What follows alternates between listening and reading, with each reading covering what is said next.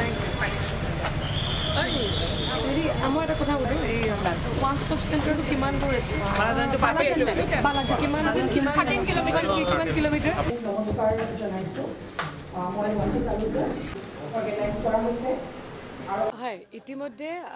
আমি অসমত ইতিমধ্যে আমি এটা বিশ্বাস যাত্ৰা বুলি আমি এটা আৰম্ভ কৰিছিলোঁ অনুষ্ঠান এটা গুৱাহাটীৰ পৰা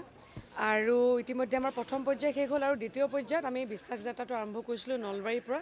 কোকৰাঝাৰলৈকে আৰু আজি আমাৰ দ্বিতীয় পৰ্যায়ৰ কোকৰাঝাৰত আমাৰ এইটো একেবাৰে শেষ কাৰ্যসূচী দ্বিতীয় পৰ্যায়ৰ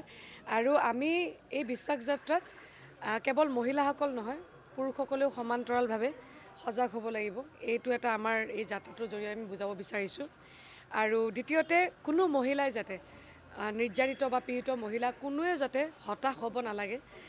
তেখেতসকলৰ কাৰণে মহিলা আয়োগ আমি আছোঁ সাহস হৈ আছোঁ আৰু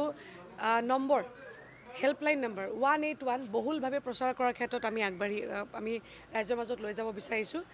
আৰু লগতে আমাৰ মহিলা আয়োগৰ তৰফৰ পৰা আমি এটা নম্বৰ মুকলি কৰিছোঁ সেই নম্বৰটো 9435196263 এই নম্বৰটো আমি ৰাইজৰ মাজত লৈ গৈ আছোঁ গতিকে কোনো মহিলাই নিৰ্যাতিত মহিলাই আত্মহত্যাৰ নিচিনা কথা চিন্তা কৰিব নালাগে হত্যাৰ নিচিনা কোনো ধৰণৰ ঘটনা হ'ব নালাগে মাৰপিটৰ নিচিনা হ'ব নালাগে আপোনালোকে যদি অসহায় অনুভৱ কৰিছে নিৰ্যাতনৰ নিচিনা ঘটনা আপোনাৰ লগত ঘটি আছে বা আপোনাৰ ওচৰ চুবুৰীয়াৰ লগত যদি ক'ৰবাত কেনেকুৱা ধৰণৰ ঘটনা ঘটি আছে আপোনালোকে 181ত কল কৰক তাৰ পৰা আপোনালোকক গাইড কৰিব ওৱান ষ্টপ চেণ্টাৰ প্ৰত্যেকখন জিলাত আছে সেই ওৱান ষ্টপ চেণ্টাৰসমূহ আমি যিমান পাৰোঁ সিমান ৰাইজৰ সাধাৰণ আমি গাঁৱত বসবাস কৰা মানুহলৈকে লৈ যাব বিচাৰিছোঁ যে ওৱান ষ্টপ চেণ্টাৰ এটা আছে প্ৰত্যেকখন জিলাত আৰু এই ওৱান ষ্টপ চেণ্টাৰত এগৰাকী তৎকালীনভাৱে যদি কোনোবা বিপদত পৰে মহিলা এগৰাকী তেওঁক যদি আশ্ৰয়ৰ দৰকাৰ তাত 10 দিনলৈকে থাকিব পাৰে তাত তেওঁলোকে ন্যায়িক সুবিধাখিনি পোৱাৰ ব্যৱস্থা গ্ৰহণ কৰি দিব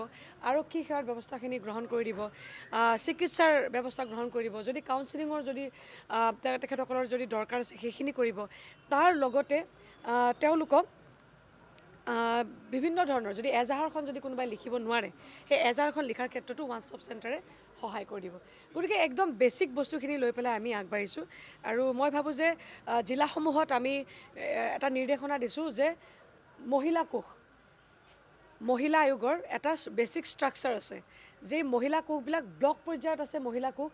জিলাসমূহত মহিলা কোষবিলাক আছে সেইবিলাক আমি উপযুক্ত ব্যক্তিৰ দ্বাৰা আমি সক্ৰিয় কৰিব দিছোঁ গঠন কৰিব দিছোঁ আৰু সক্ৰিয় কৰিব দিছোঁ প্ৰত্যেকজন নিৰ্যাতিত মহিলাই বা তেনেকুৱা ধৰণৰ ঘটনা যাতে থানামুখী নহয় তেওঁলোকে যাতে কথা কোৱাৰ এটা প্লেটফৰ্ম পায় তেওঁলোকক যাতে প্ৰপাৰ গাইড কৰিব পাৰে তাৰ কাৰণে জিলাসমূহত আমি মহিলা কোষবিলাক এক্টিভ কৰিব দিছোঁ কোনবিলাক কেছ থানাত যাব কোনবিলাক কেছ আদালতত যাব কোনবিলাক কেছ আমি মহিলা আয়োগে আমাৰ দ্বাৰাই আমাৰ নিষ্পত্তি কৰিব পাৰোঁ মই ভাবোঁ যদি এইটো ধৰণৰ এটা ব্যৱস্থা হ'লে মই ভাবোঁ যে প্ৰত্যেকগৰাকী মহিলাই কথা কোৱাৰ এটা প্লেটফৰ্ম এটা পাব বা তেওঁলোকে এটা পৰামৰ্শ পোৱাৰ এটা প্লেটফৰ্ম এখন পাব গতিকে এই বেছিক বস্তুখিনিয়ে লৈ পেলাই আমি আগবাঢ়িছোঁ আৰু মই কোকৰাঝাৰত আজি খুব ভাল পালোঁ তেখেতসকলে ইতিমধ্যে বহুতখিনি কাম কৰি আছে কিন্তু এই বেছিক ষ্ট্ৰাকচাৰখিনি ইতিমধ্যে অলপ অসক্ৰিয় হৈ আছে ক'ৰবাত সেইখিনি মই সক্ৰিয় কৰিবৰ কাৰণে ক'লোঁ আৰু এই মাহটোতে আমি এটা ৰাজহুৱা শুনানি কৰিব দিছোঁ য'তেকি মই নিজে উপস্থিত থাকিম বুলি তেওঁলোকক ক'লোঁ